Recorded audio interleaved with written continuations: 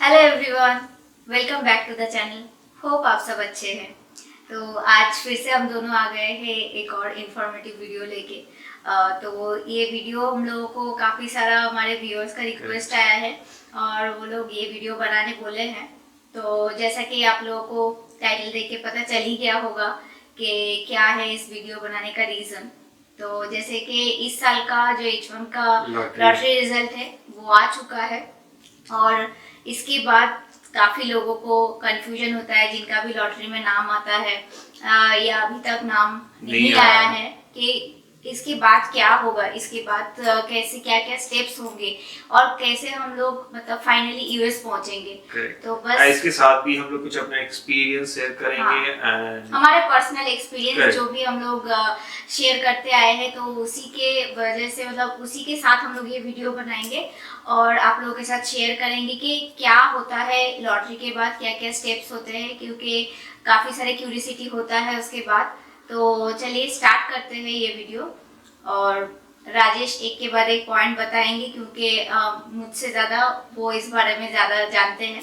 Okay तो first point वो start करेंगे। तो सबसे पहले कांग्रेचुलेशन जिसका भी लॉटरी में नाम आ गया है और जिसका नहीं आया डोंट वरी, आप लोग के लिए भी वीडियो है।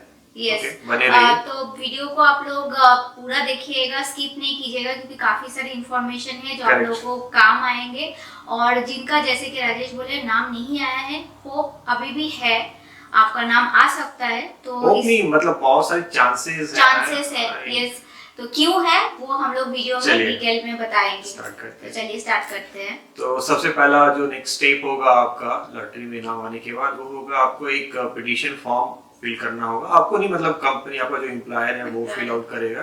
तो उसको बोलते हैं I-129 फॉर्म। तो बेसिकली इसमें क्या होता है कि लाइक जो भी कैंडिडेट का एजुकेशन, वर्क एक्सपीरियंस प्लस और यूएस में आके क्यों काम करना है, लाइक SOW हम लोग बोलते हैं। तो वो कंपनी को मतलब प्रिपेयर करना पड़ता है उस पर्टिकुलर कैंडिडेट के लिए। तो ये हो गया I-129, इसको फिल करना है। और इसको फिल करने के बाद जो नेक्स्ट स्टेप होगा लाइक USCIS से एक टाइम ड्यूरेशन होता है after lottery, like till 90 days आपको पिटीशन ये फाइल करना है, अदरवाइज ये आपका ऑटोमेटिकली डिनाई हो जाएगा। तो क्या होता है जैसे ये सिचुएशन ये सब के बारे में हम लोगों को कैसे पता है, तो हमारा जब हुआ था वो 2020 में हुआ था और उस समय एकदम कोविड का टाइम था और काफी सारे प्रॉब्लम चल रहे थे। जैसे मुझे लगता है यूएस में बैन हो गया था, ट्रैवल बैन हो गया था।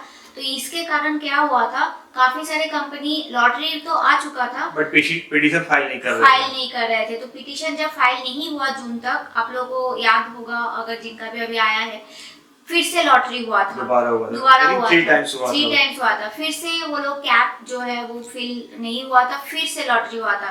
तो ये होता है अगर वो जो कैप जो मार्जिन है वो अगर वो नहीं होता है फुलफिल तो लॉटरी होता है। अभी सिचुएशन पहले से बहुत बेहतर है तो मुझे नहीं पता है कि इस साल क्या होगा, but these are the chances, इसके वजह से लॉटरी होता है। करेक्ट। तो जैसे मैंने बोला कि 90 डेज का ड्यूरेशन रहता है एम्प्लॉयर को आपका पिटीशन फाइल करने का।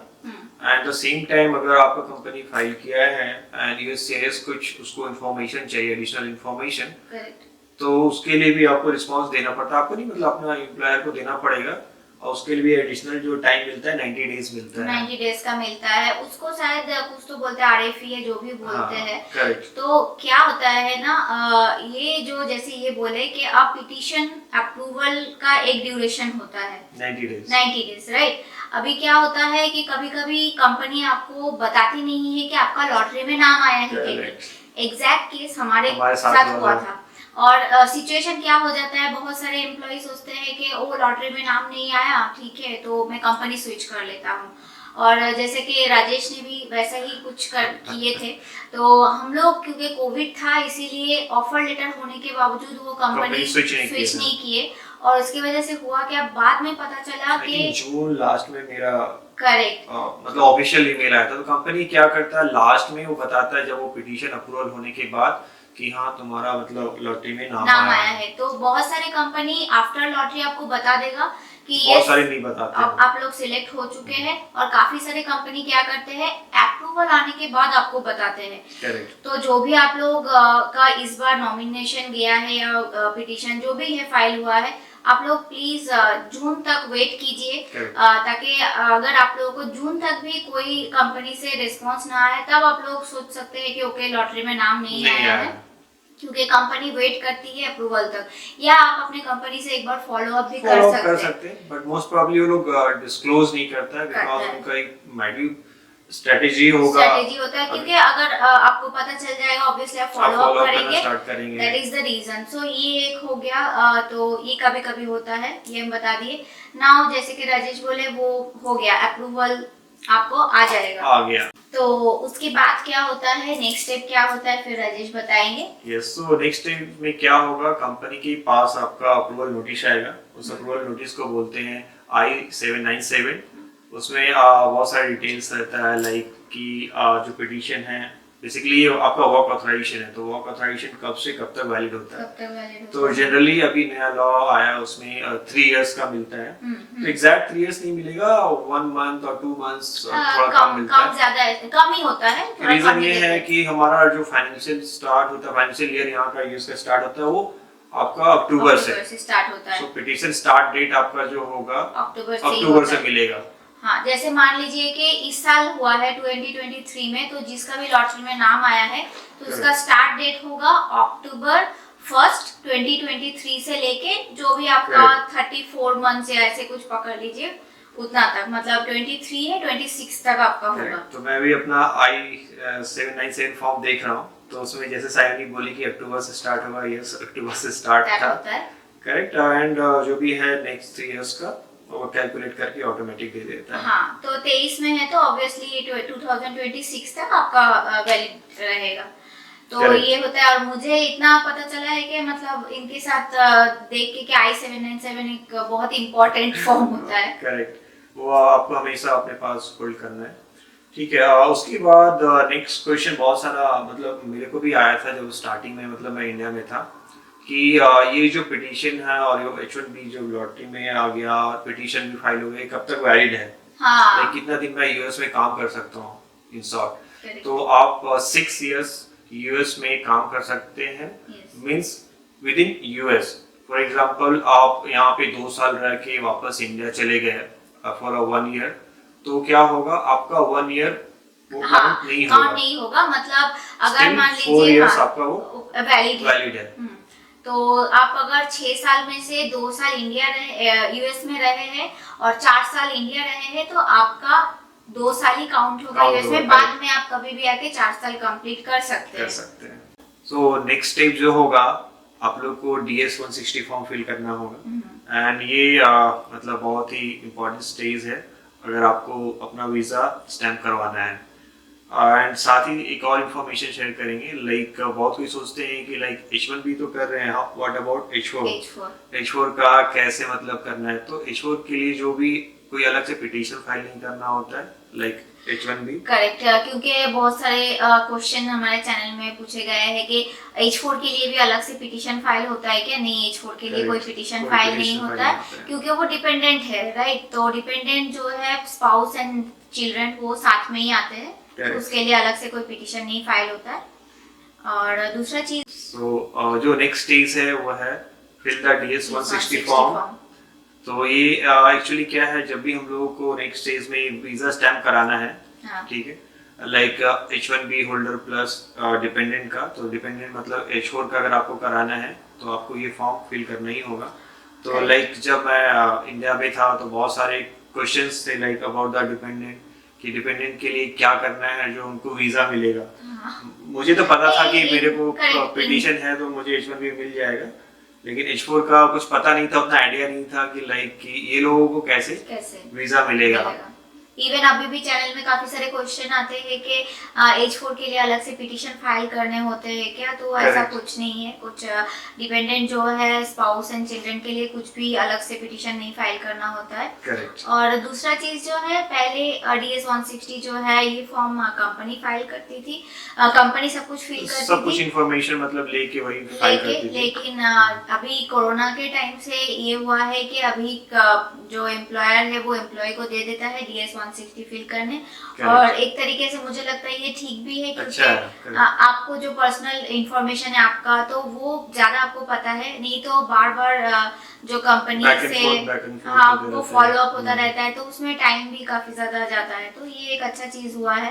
करेक्ट। तो इसमें से कुछ हम लोग हाईलाइट करना चाहते हैं कि अगर आप फर्स्ट टाइम भर रहे हैं DS 60 तो आपको क्या क्या इन्फॉर्मेशन फिल करना पड़ेगा। तो लाइक पर्सनल डिटेल्स उसमें डालने होते हैं, education, work experience, dependent details and background checklist. तो बहुत सारे एक बैकग्राउंड चेकलिस्ट रहेंगे। तो उसको यस नो में आपको आंसर्स देने हैं। एंड आप इसको काफी अच्छे से फिल कीजिएगा, बिकॉज इसके ऊपर आपका वेरिफिकेशन होता है। एंड वो काफी मतलब अच्छे से इसलिए देखा जाता है, जैसे एजुकेशन आप कितने टाइम से कितने टाइम तक कॉलेज में थे या क्या है, वर्क एक्सपीरियंस कितने सारे कंपनी स्विच किए हैं, काम किए हैं। एंड अनदर इम्पोर्टेंट थिंग क्या होता है, लाइक किसी का ट्रैवल थोड़ा डिले हो जाता है जब पिटीशन अप्रूव होता है, और प्लस वो जब स्टैंपिंग कराने का टाइम आता है। तो इन बिटवीन किसी का पासपोर्ट एक्सपायर हो जाता है, पासपोर्ट नंबर पिटीशन में कुछ और है और अभी मेरा नया पासपोर्ट है उसमें कुछ अलग नंबर है, तो कि कौन सा नंबर हमको डालना पड़ेगा DS 160 में। करेक्ट, ये भी कंफ्यूजन रहता है। करेक्ट। तो आप नया वाला आप डालना है, न्यू वाले जो भी आपका पासपोर्ट है। हाँ, वो एक चीज है। और दूसरा एक चीज भी होता है, मैं वो आफ्टर और एक स्टेप है उसके बाद बताती हूँ। तो इसके बाद जो नेक्स्ट स्टेप होता है वो है स्लॉट बुक करना। करेक्ट। राइट। तो पहले भी जैसे मैंने बोला, कोरोना से पहले ये सब चीज कंपनी करती थी। लेकिन कोरोना के टाइम पे क्या हुआ, ये जो बल्क में जो कंपनी स्लॉट बुक करती है वो शायद कुछ मिलना बंद हो गया। तो कंपनी फिर इंडिविजुअली एम्प्लॉय को दे दिए कि आप खुद से कर सकते हो। और तो इस तरीके से हम लोग भी किए थे, हम लोग खुद से किए थे, तो वही पर्सनल एक्सपीरियंस शेयर करेंगे। एंड उसमें क्या था, आप लोग नॉर्मल वो साइट खोलेंगे, उसमें डेट्स वगैरह आएगा। CGI का एक पोर्टल है। अब मान लीजिए कि आपका जो DS 160 है उसमें आप कोई लोकेशन अलग दिए हैं, और आप जो लोकेशन आपको स्लॉट मिला है वो अलग हुआ है, कॉन्सुलेट का जो लोकेशन बेसिकली। तो ये भी कभी कभी बहुतों को रहता है, अरे ये तो अलग हो गया, अब क्या करेंगे। तो इनके केस में हुआ था, ये बताएंगे क्या हुआ। तो जब फर्स्ट टाइम मैं DS 160 फॉर्म भरा था तो मैंने फील करा था कोलकाता का, आई गेस। करेक्ट। बट जब मुझे अपॉइंटमेंट मिला, वो मिला चेन्नई का। तो इस केस में मैंने क्या किया, अपॉइंटमेंट बुक कर लिया, उसके बाद फिर से मैंने DS 165 फॉर्म को मॉडिफाई कर दिया था, और उसको जाके फिर बस उसको बताना है, जाके बस बोले कि मेरा न्यू DS 160 फॉर्म है, इसको आप एक्सेप्ट कीजिए, तो वो आराम से एक्सेप्ट कर, वो लोग अपडेट कर देते हैं। तो इसमें पैनिक होने का कुछ नहीं है कि अलग हो गया क्या करेंगे, तो आप आराम से वो कर सकते हैं, चेंज कर सकते हैं। ये एक चीज है। और दूसरा चीज, जैसे मैं बोला, अब आपका स्लॉट बुक हो गया, तो स्लॉट बुक हो गया, आप आराम से अब फिर स्टैंपिंग कराओ, और स्टैंपिंग कराने के बाद उसका हम लोग ऑलरेडी वीडियो बनाए हैं, बना चुके हैं कि कैसे होता है H1 का इंटरव्यू और H4 का इंटरव्यू। तो वो आप लोग देख सकते हैं, डिस्क्रिप्शन में आप लोगों को लिंक दे देंगे। एंड आप लोगों को ऊपर भी लिंक उसका पेज में भी दे देंगे। और इसके बाद एक चीज खाली हुआ है हमारे साथ, जो मैं बताना चाहती हूँ कि अगर बाय चांस आपका जो स्टैंपिंग ड्यूरेशन है, मान लीजिए 2023 से 26 में है, और उस बीच में आपका अगर पासपोर्ट एक्सपायर हो जाता है, राजेश का हुआ था, तो अगर 25 में आपका एक्सपायर हो जाता है, तो आप क्या कर सकते हैं, आप नया पासपोर्ट अप्लाई कर सकते हैं, और साथ में आप पुराना पासपोर्ट लेके ट्रैवल करेंगे, क्योंकि उसमें आपका स्टैंपिंग डेट है, उसके साथ आपको नया पासपोर्ट लेके ट्रैवल करना है। तो उसमें भी आपको पैनिक नहीं होना है। तो ये कुछ स्टेप्स थे, हम लोगों को लगा आप लोगों के साथ शेयर करेंगे। तो बहुत ही मतलब हमारे साथ जो हुआ है, प्लस जो भी इंफॉर्मेशन हमारे पास था, सोचा आप लोगों को शेयर करें, क्योंकि आप लोग पैनिक नहीं हो। करेक्ट, क्योंकि ये सब इंफॉर्मेशन नहीं होता है तो बहुत सारा कंफ्यूजन होता है, और लगता है कि इसके बाद क्या होगा, नेक्स्ट क्या है, नेक्स्ट क्या होगा, कंपनी से क्या बात करनी है। तो इसीलिए हम लोग ये शेयर किए। होप ये वीडियो आप लोगों को अच्छा लगा होगा। या अगर अच्छा लगा है तो वीडियो को ज़रूर लाइक कीजिएगा और शेयर कीजिएगा, और चैनल में जो भी नए आए हैं चैनल को सब्सक्राइब कीजिएगा। मिलेंगे फिर से आप लोगों को एक नए वीडियो में, तब तक के लिए take care, and bye bye bye. Bye.